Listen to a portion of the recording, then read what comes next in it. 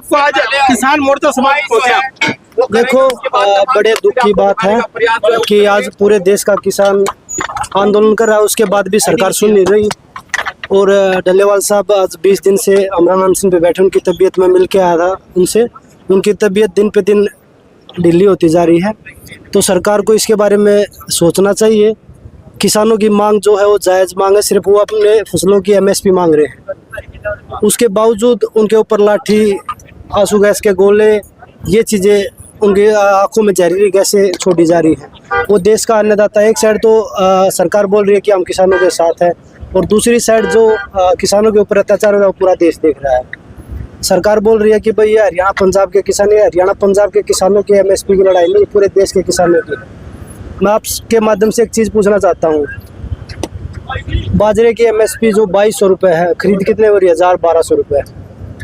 जीरी की 2400 रुपये MSP दी है। 4 से 5% किसानों की फसल है जो MSP पे खरीदी गई है, 95% कौन खरीदेगा? 1800-1900 रुपये जीरी खरीदी जा रही है। उसके बावजूद आप ये बताइए कि कोई MLA MP बनता है, चाहे वो हरियाणा से, पंजाब से बनता है या पूरे देश में कहीं से, तमिलनाडु, बिहार, कहीं से भी बनता है, उनकी तो पेंशन पूरी एक जैसी होती है। फिर पूरे देश में एक नेशन, एक वन इलेक्शन और वन नेशन कर रहे हैं, तो वन नेशन वन MSP क्यों नहीं हो सकती पूरे देश में? तो किसानों की मांग जायज़ है और हम किसानों के साथ हैं, क्योंकि मैं खुद किसान का बेटा हूं, और किसानों को MSP मिलनी चाहिए। सर ये मीटिंग क्यों नहीं हो पा रही किसानों के? ये आप सरकार से बात करिए कि क्यों नहीं हो पा रही।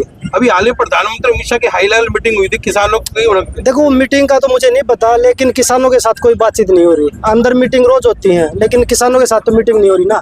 लेकिन हरियाणा के मुख्यमंत्री कहते हैं पंजाब के किसान है, हरियाणा किसानों को पूरा। अब आप कहाँ खड़े हो? पंजाब में खड़े हो? ये किसान नहीं है, ये हरियाणा के किसान है। तो कहने में और करने में बहुत फर्क है। आप हरियाणा से उनको घुसने ही नहीं दे रहे हैं। आज UP बॉर्डर पे बैठे हैं हजारों किसान, भूमि अधिग्रहण का मामला है, वो किस लिए बैठे हैं? वो भी तो अपनी फसल और अपनी जमीन को बचाने के लिए बैठे हैं। महाराष्ट्र में जो किसान प्रोटेस्ट कर रहे हैं, उनकी आवाज़ क्यों नहीं सुनी जा रही? तो आप पूरे देश का किसान आज संघर्ष कर रहा है, लेकिन सुनने वाला कोई नहीं है। जो सरकार सोई हुई उसको जगाने का एक पूरा किसान काम कर रहा है, लेकिन सरकार गहरी नींद में सोई हुई है।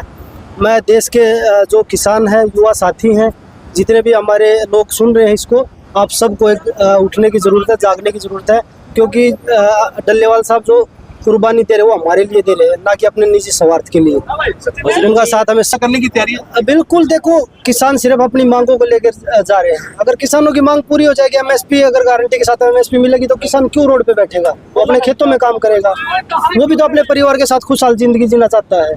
किसान की मांग सिर्फ इतनी है कि भाई जो लागत आज मेरे खेत में हो रही है, उससे हमें जो मैं अपने परिवार का पालन पोषण अच्छे से कर सकूं, उस चीज़ के लिए लड़ाई लड़ रहा है।